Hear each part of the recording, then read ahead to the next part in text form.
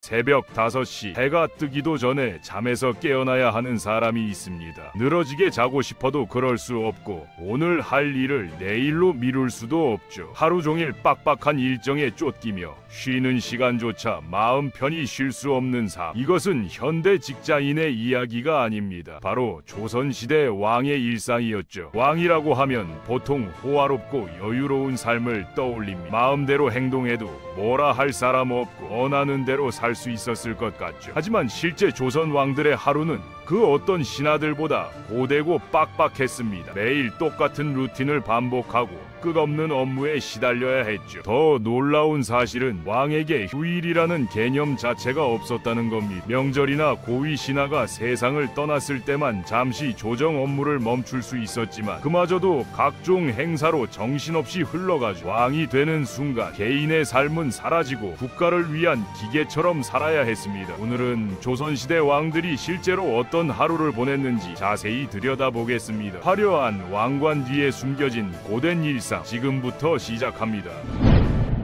조선시대 왕의 하루는 해가 뜨기 전 아직 어둠이 가시지 않은 새벽에 시작됐습니다. 아직 어둠이 가시지 않은 이른 아침, 왕이 잠에서 깨어나면 궁궐 전체가 깨어나죠. 세수를 하고 용모를 단정히 한 왕에게 주어진 첫 번째 임무는 문안 인사였습니다. 왕은 궁궐을 돌아다니며 부모님과 조부모님께 문안을 올렸죠. 아무리 나라의 최고 권력자라 해도 유교 사회에서 효는 기본 중의 기본이었습니다. 문안 인사가 끝나면 이번에는 신하들이 왕의 건강을 살폈습니다. 왕의 안위에 따라 나라의 흥망이 갈렸기 때문에 왕의 건강 상태를 확인하는 것은 매우 중요한 일이었죠. 모든 인사가 끝나면 왕은 간단한 아침 식사를 했습니다. 이때 먹는 식사를 자리초밥 또는 조반이라고 불렀는데 주로 죽이나 미음 같은 소화가 잘 되는 음식이 올라와 적당히 배를 채운 왕은 곧바로 아침 공부를 시작했습니다.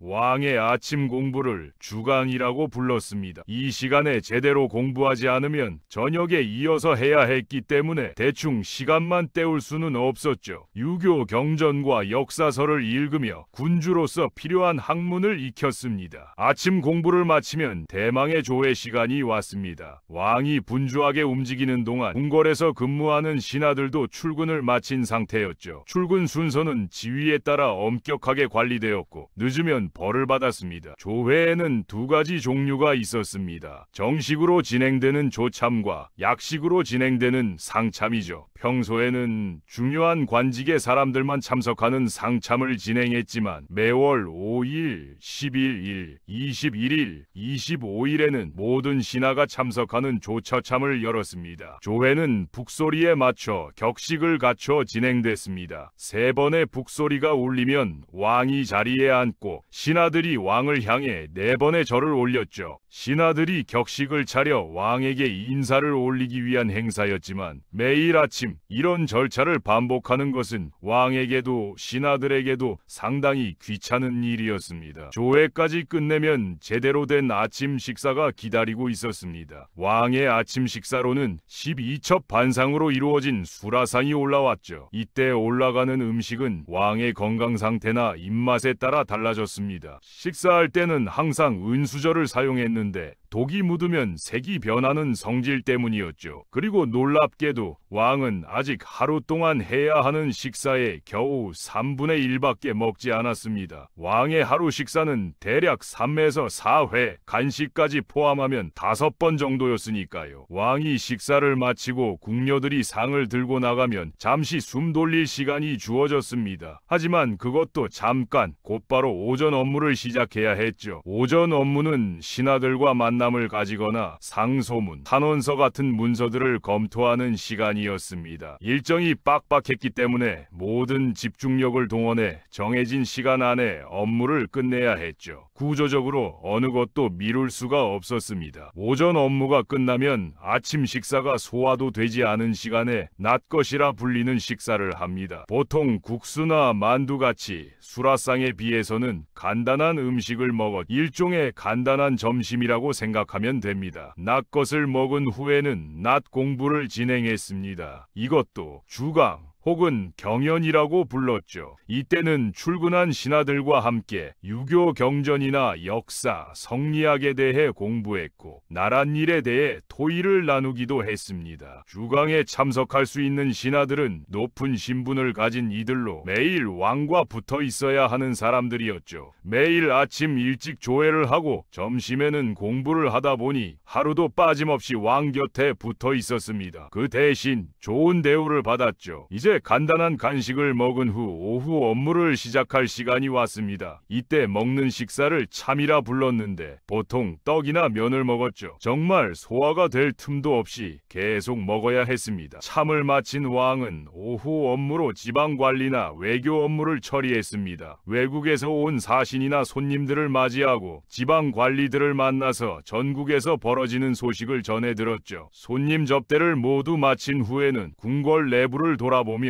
일이 제대로 돌아가는지 감독했습니다. 궁궐을 지키는 군사들에게는 밤에 사용될 암호를 전해주기도 했죠. 궁궐은 왕 혼자 쓰는 공간이 아니어 중요한 문서들을 보관했기 때문에 보안을 철저하게 유지했습니다. 야간에 궁궐 안에 머무는 인원들을 확인하는 것도 왕의 업무였죠. 오후 업무까지 마친 후에는 잠시 쉬는 시간이 주어졌는데 이 시간도 보통은 가족들을 위해 할애하거나 책을 읽고 글을 쓰는데 사용했습니다. 휴식 시간마저 마음 편히 쉴 수는 없었습니다. 언제든지 처리해야 하는 업무가 생기면 바로 달려가서 일을 해야 했으니까요. 오후 업무까지 모두 마친 왕은 또다시 밥을 먹습니다. 이번에는 저녁 수라상을 받았죠. 운동하시는 분들 중에 벌크업을 위해 하루 5끼를 챙겨본 분들은 알겠지만 이렇게 자주 많이 먹는 것도 정말 고된 일입니다. 물론 왕은 직접 밥을 차리지는 않았지만 하루 6번의 식사는 그냥 먹기만 해도 상당히 힘들었죠. 식사가 이렇게나 자주 그리고 많이 올라갔던 이유는 올림상이라는 제도 때문이었습니다. 신하들이나 궁녀들은 왕이 식사를 마친 후 남은 음식으로 식사를 했죠. 이런 이유 때문에 왕들은 언제나 아랫사람들이 먹을 수 있도록 반찬을 넉넉하게 남겼고 식사를 하기 전에도 손을 깨끗하게 씻었습니다. 아랫사람들을 위한 일종의 매너였죠. 궁궐 내부에서 음식을 만드는 곳은 크게 소주방과 생과방으로 나뉘었습니다. 소주방 중에서 안소주방은 아침과 저녁 수라를 차리는 곳이었고 박소주방은 잔치나 제사에 쓰일 음식을 만드는 곳이었죠. 생과방은 과자나 떡 같은 간식을 만들었습니다. 음식을 쓰임에 따라 따로 만들었을 만큼 식사를 중요하게 생각했던 겁니다. 저녁 식사까지 마친 왕은 이제 저녁 공부를 시작해야 합니다. 저녁에 하는 공부는 석강이라고 불렀죠. 왕은 잠에 들기 전까지도 공부와 나랏일에 대한 고민을 놓을 수가 없었습니다. 저녁 공부까지 마치고 나서야 왕은 다시 한번 문안 인사를 준비하고 궁궐은 하루를 마칠 준비를 했습니다.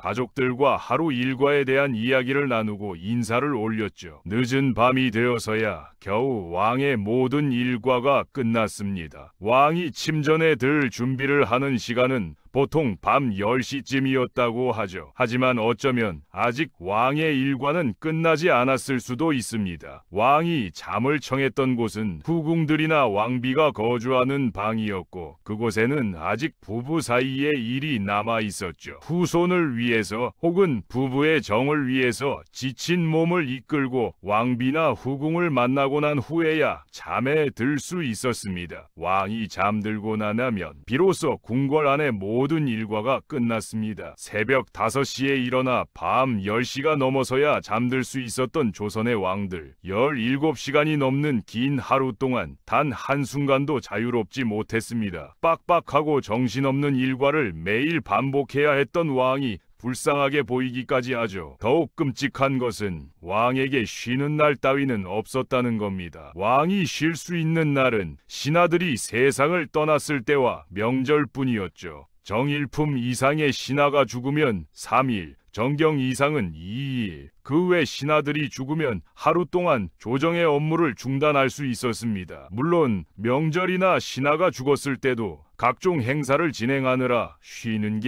게 아니었지만요. 왕이라는 자리는 화려한 권력만큼이나 무거운 책임을 짊어진 자리였습니다. 개인의 자유는 포기하고 오직 나라를 위해 살아야 했던 삶이었죠. 조선의 왕들은 이런 고된 일상을 견디기 위해 강한 체력과 정신력을 길러야 했습니다. 그래서 왕세자 시절부터 이런 빡빡한 일정에 적응하는 훈련을 받았죠. 왕이 되는 순간 그들의 삶은 더 이상 자신의 것이 아니었습니다. 화려한 왕관 뒤에 숨겨진 조선 왕들의 고단한 일상. 우리가 역사책에서 보는 위대한 업적들은 이렇게 하루하루 쌓아올린 땀과 노력의 결과였습니다.